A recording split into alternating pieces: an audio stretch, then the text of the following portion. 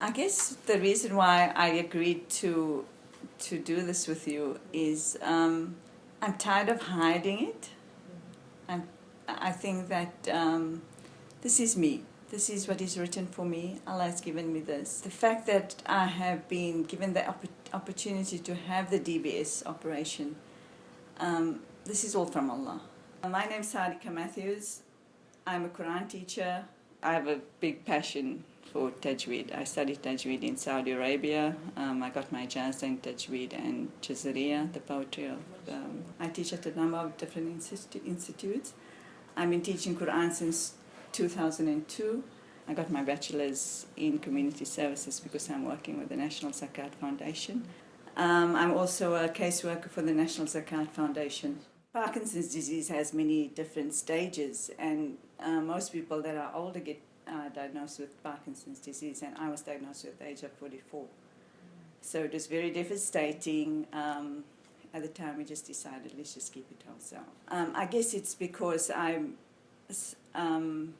in the public. A lot of people know me, they know my family, and I didn't want to be treated differently. I think we kept it for ourselves for about a year, and then my symptoms just got worse and worse.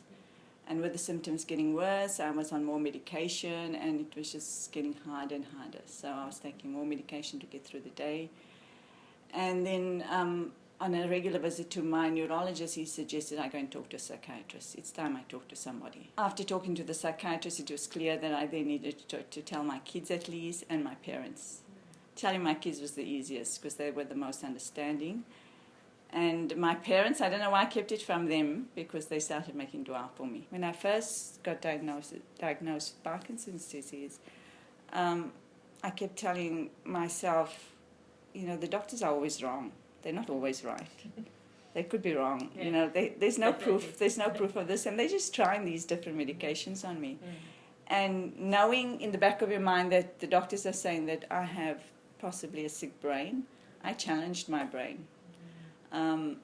Daily I'd wake up in the morning, and the first thing after making salat or tahajjud, I'll memorize some Quran. And this would keep my brain going. And I did that for years, like just to memorize a few ayat every morning. So I'm always looking for things to challenge my brain, because I didn't want anyone to tell me you have a sick brain, you know. About 9 months ago, on my regular visit to my doctor mentioned to me that I had reached advanced stages of Parkinson's. Straight away I did some research, what does the advanced mean and stuff, and then the doctor explained to me that I was taking way too much medication. I was on a high dose of dopamine every 4 hours just to get through the day. And then he explained to me that there's different medications, that there's different treatments that I could go for, that because I was active, I wasn't just sitting at home, I was still teaching, I was working. He felt it was a good idea to consider some of the other treatments. Some of the treatments included carrying a bag with your medication, injections, and all different types of treatments. But the one that attracted me the most was the DBS operation, the deep brain stimulation. And even though this is the most invasive, this is the operation of the brain, straight away, this is what attracted me. I thought that this is what if it meant that I'm going to come off my medication, if it meant that I'm going to be medication-free for a little while at least, that's what I'm going to go for. The way it works is that they'll put my name down, and then in a few months they'll call me. And subhanallah, that same afternoon I went home after Asr, I prayed Salatul Istikhara. And that same afternoon, I wasn't home, but my dad got the call to say that I had a date at Westmead Hospital. And I was blown away. I thought, subhanallah, this is all from Allah. You know, I had no idea that what happened so fast. Like, I thought to myself, it's going to still be, you know, a few months. And so that would be my first step. Once you pray istikhara, is to put your trust completely in Allah. Know that Allah has guided you with your decision, and that this is the right decision for you. You know, my parents were very skeptical. My dad said, this is, why are you having the operation? You should trust Allah. I said, this is all part of my istikhara. This is all having trust. They said, yeah, but now you're going to have an operation, the old people. And then I had to convince my dad, this is part of my istikhara, and I think the operation will be good for me.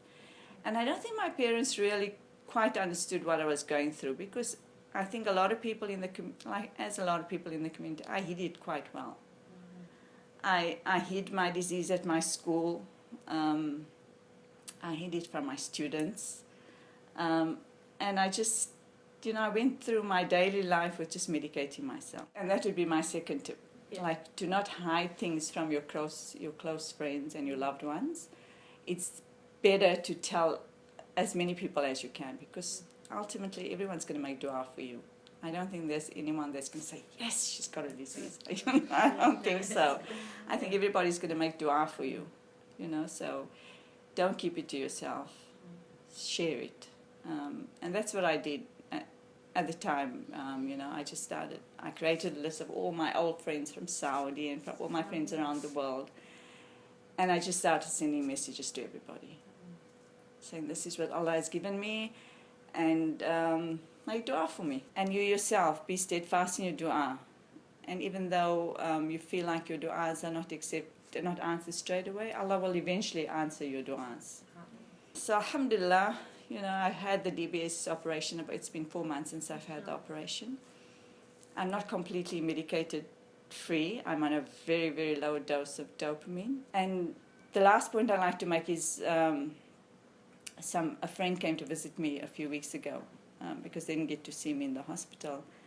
And the husband said to me, he wants to give me a gift. But the gift is the remembrance of a hadith. And my Arabic is terrible, so I won't try to say it in Arabic, but it's something about, the translation is, Allah tests those who He loves. So the hadith is that Allah tests those who He loves. And just knowing that, but not only just knowing that, but believing completely in this hadith, that, that Allah loves me, that's why I'm being tested, just makes a world of a difference. الآن فخير الوقت الآن يحين بادر واستبق الخير ستسعد ذاك يقين